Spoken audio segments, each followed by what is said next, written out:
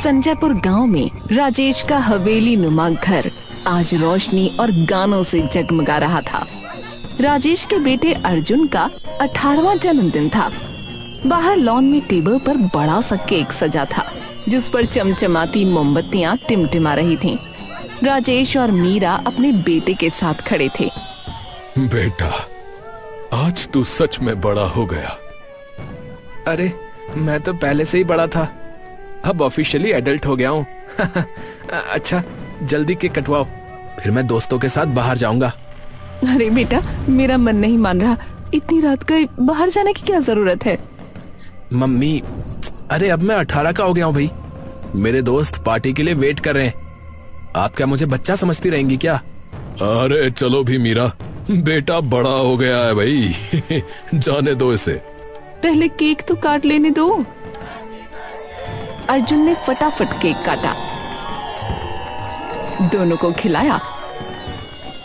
Bye mummy, जल्दी आऊंगा। मैंने जो सोने की चेन तुझे गिफ्ट की है, उसका ख्याल रखना, और अपना भी। हाँ ठीक है। मीरा का दिल एक अजीब सी बेचैनी से धड़क रहा था। वो बाहर देखने लगी। अर्जुन गेट के बाहर खड़ी अपनी बाइक की ओर बढ़ा ही था कि अचानक आवाज आई। अरे छोड़ो मुझे, हेल्प! राजेश, ये तो अर्जुन की आवाज है। हाँ? क्या हुआ अर्जुन?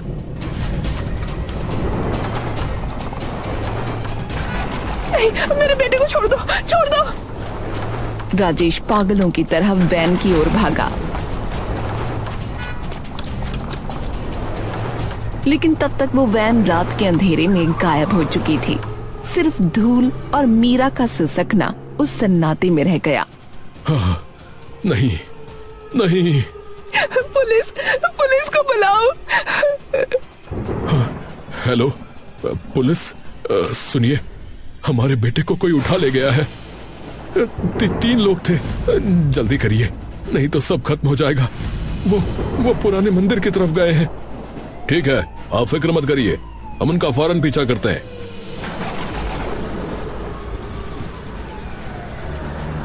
पुलिस की गाड़ी की सायरन रात की चुप्पी को चीरती हुई गांव के बाहरी रास्ते पर भाग रही थी। इंस्पेक्टर सूरज सिंह तेज रफ्तार से वैन का पीछा कर रहे थे। उधर वैन में अर्जुन की आंखों पर पट्टी और मुंह पर कपड़ा बंधा था। प्लीज प्लीज मुझे छोड़ दो, मेरे पापा आपको पैसे दे देंगे, मुझे जाने दो। भैया, सायरन की आवाज, पुलिस पीछे। अबे सीधे रास्ते से जाना खतरनाक है, जंगल वाला पुराना रास्ता लेते।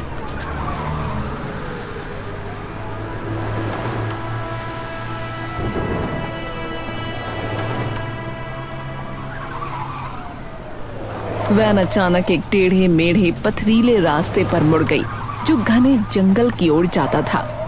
अंधेरा और भी गहरा हो गया। तभी आसमान फटा और इतनी तेज बारिश हुई कि विंडशील्ड वाइपर बेअसर हो गए। रास्ता धुंधला गया। अबे यार, कुछ दिख ही नहीं रहा है, रास्ता कहाँ गया यार? अबे ये कहाँ आ गए बे हम? अबे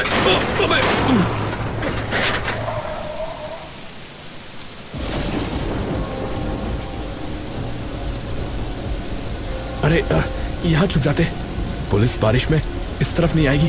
हाँ,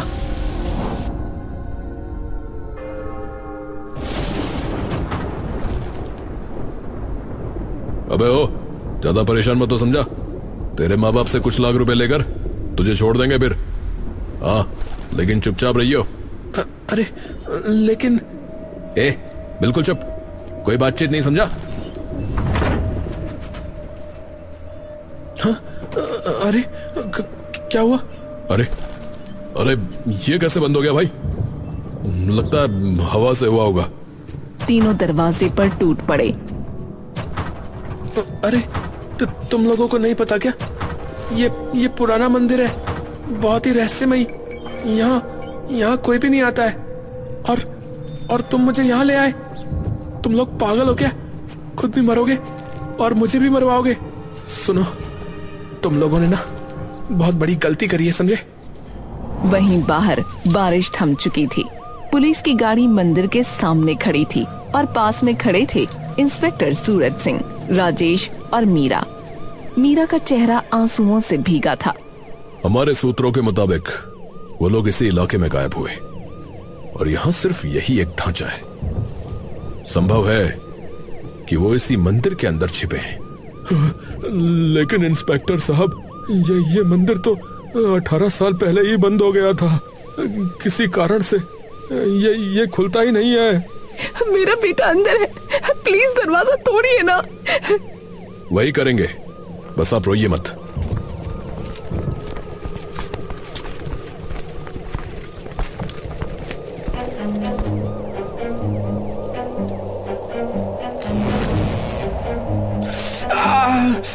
साहब, ये कोई आम दरवाजा नहीं है। यहाँ कुछ गड़बड़ है। गड़बड़? कैसी गड़बड़? वहीं अंदर दरवाजा तोड़ने की नाकाम कोशिशों के बाद एक भयानक खामोशी छा गई। तभी अचानक मंदिर के मुख्य हॉल में रखी एक विशाल आधी टूटी नाग देवता की मूर्ति हल्के नीले प्रकाश से चमक उठी। पूरा हॉल एक अजीब सी रोशनी से भर गया। ये क्या है भाई? मैंने सुना कुछ आवाज आ रही है। मैंने भी कुछ फुसफुसाहट सुनी भाई।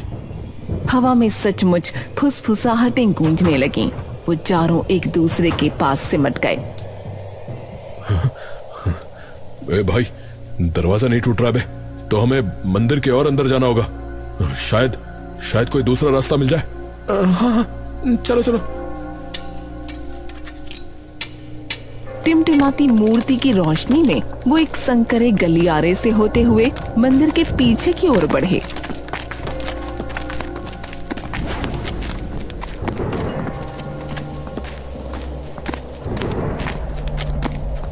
गलियारा एक विशाल गुफा में खुला। गुफा की दीवारों पर पुरानी जीवंत नक्काशियां थीं।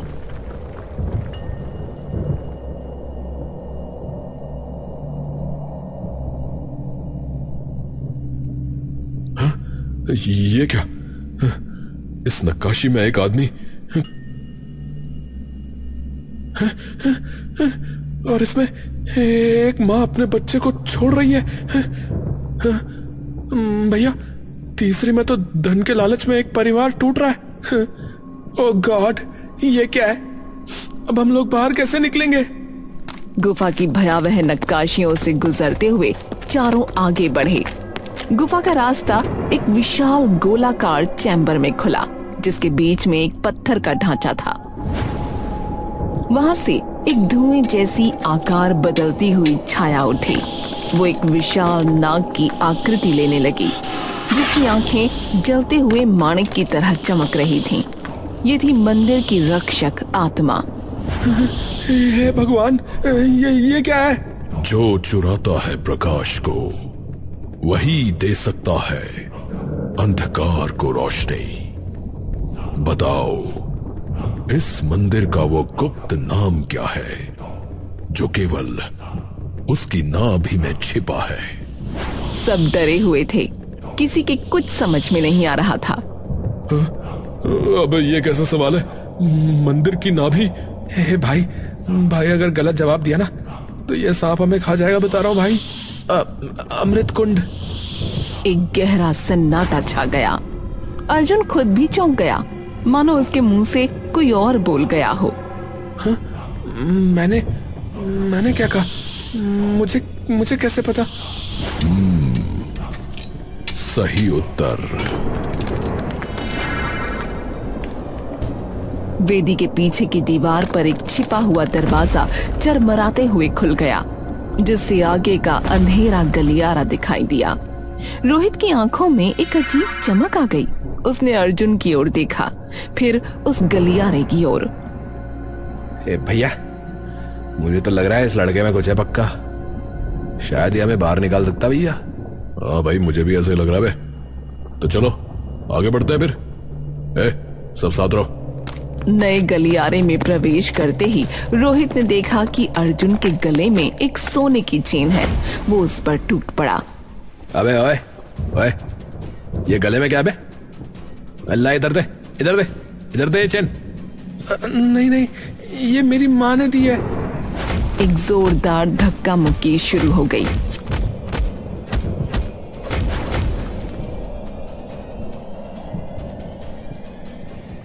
अबे पागल कहीं के, अबे साले ये तूने क्या कर दिया बे? हमें ये जिंदा चाहिए, समझा? ए भगवान, ये तो गहरा गांव है, खून रुक नहीं रहा है भाई। अबे हमारा यहाँ से निकलना जरूरी है भाई, बाकी सब बाद में देखेंगे। अब तो इसको उठा, चल।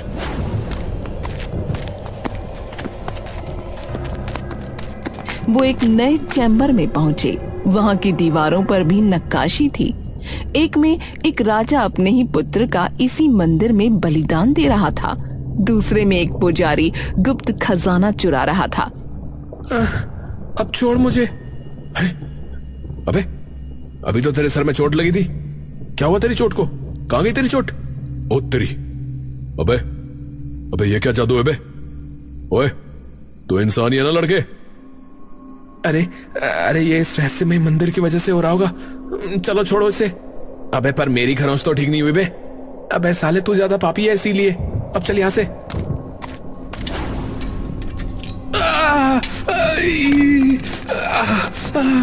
ये क्या है? अरे अरे मेरी मदद करो भाई। ओए अबे ओए, अबे ओए, कोई छूना मत इसे, ये मुझे जहरीली लग रही है। अर्जुन ने एक टूटी हुई मूर्ति का एक नुकीला टुकड़ा उठाया और रोहित के पास गया। बेलों को देखकर उसने अपने हाथ में वो टुकड़ा घुमाया और बेलें मानो इसके आने से डर गई हों, सिकुड़कर वापस फर्श के अंदर समा गईं। तूने तुझे तुझे कैसे पता चला कि? मुझे कुछ नहीं पता। अबे भाइयों, मुझे लगता है कि शायद मुझसे गलती हो गई है भाई। ये लड़का कोई आम इंसान नहीं है भाई। विक्रम अब अर्जुन से एक लगाव सा महसूस कर रहा था। दूसरी पहेली, जिसका यहां जन्म हुआ, उसकी नाभि पर क्या निशान है? सवाल सुनते ही अर्जुन के सिर में एक तेज दर्द उठा। उसकी आंखों के सामने धुंधले से दृश्य तैरने लगे।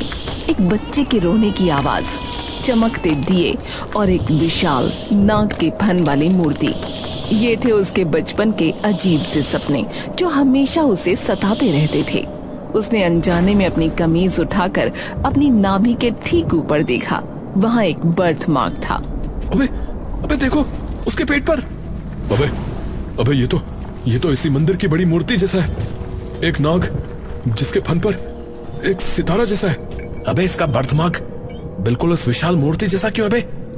तुम्हें याद नहीं होगा अर्जुन, लेकिन तुम्हारा जन्म यहीं हुआ था, इसलिए तुम्हारा ये निशान ही इस पहेली का उत्तर है। ये सुनकर विक्रम, करण और रोहित तो हैरान ही रह गए। नागदेव के शब्दों ने चैम्बर में बिजली गिरा दी। सबकी निगाहें अर्जुन पर टिक गईं। तुम्हारा जन्म यहीं इसी पवित्र वेदी के पास हुआ था। 18 साल बाद तुम्हें यहां आना ही था, इसलिए हमने तुम्हें बुलाया। ये लोग तो सिर्फ एक जरिया थे। इस मंदिर में रखा खजाना तुम्हारा है, तुम्हें लेकर जाना है और ये लोग यहीं रह जाएंगे। हैं? यहीं रह जाएंगे? अबे क्या मतलब है? मतलब हम इस लड़के की वजह से यहाँ फंस जाएंगे? अगर हम नहीं निकल पाए तो ये भी नहीं निकल पाएगा। लालच और डर ने रोहित और करण को अंधा कर दिया। दोनों एक साथ अर्जुन पर झपटे, लेकिन तभी विक्रम ने अपनी पूरी ताकत से उन्हें रोक दिया। अबे विक्रम, अबे भाई तू पागल हो गया क्या? अबे ये क्या कर रहा है? रुक जाओ भाई, हमारे पास निकलने का कोई ना कोई तरीका जरूर होगा। इस बच्चे को मारने की जरूरत नहीं है। अरे भाई, पर आप इसे क्यों बचा रहे हो? क्या आपको भी कुछ पता है जो हमें नहीं पता? विक्रम ने कोई जवाब नहीं दिया। तभी एक नया दरवाजा चमकते हुए खुला। अंदर से सोने की चमक फूट पड़ी। वो सब उस कक्ष में पहुंचे जहां सोने के सिक्कों के ढेर, हीरे जवाहरात और बीचों बीच एक विशाल नीले प्रकाश से चमकता क्रिस्टल रखा था। ये देखकर करण और रोहित का लालच सीमा पार कर गया। ओ भाई ये सब मेरा होगा भाई। बस इन लोगों से छुटकारा पालूं मैं। तो फिर सब मेरा होगा। वो एक दूसरे पर टूट पड़े। विक्रम ने बीच बचाव करने की कोशिश की, पर उन्होंने उसे भी मारना शुरू कर दिया। लड़ने से कुछ नहीं होगा। एक अंतिम परीक्षा पास करोगे तब मिलेगा ये खजाना, और वो है सच बोलने की परीक्षा।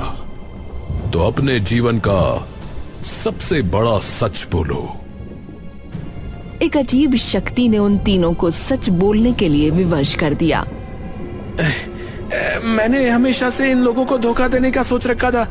जैसे ही पैसे मिलते मैं लेकर भाग जाता। मैंने सोचा था उसे हमेशा के लिए चुप करा दूं। मुझे इस मंदिर से एक कनेक्शन फील हो रहा है। मैं ही तेरा असली पिता हूं अर्जुन। गरीबी के चलते मैंने अपने ही नवजात बेटे मतलब तुझे बेच दिया था। राजेश ने तुझे खरीद लिया। मैंने तुझे इसीलिए उठाया ताकि फिरौती तो मिले ही। अगर पुलिस पकड़ भी लेती तो डीएनए टेस्ट से मैं तुझे अपना बेटा साबित कर सकता था, केस जीत सकता था। अर्जुन की आंखों से आंसू की एक धार बह निकली। उसको तो समझ ही नहीं आ रहा था कि क्या कहे और कैसे कहे। तुमने सत्य बोला, परंतु बहुत देर से। अब जाओ, पर यह अभिशाप लेकर जाओ कि अब से तुम्हारी जिह्वा कभी झूठ नहीं बोल पाएगी। हमेशा सत्य ही निकलेगा।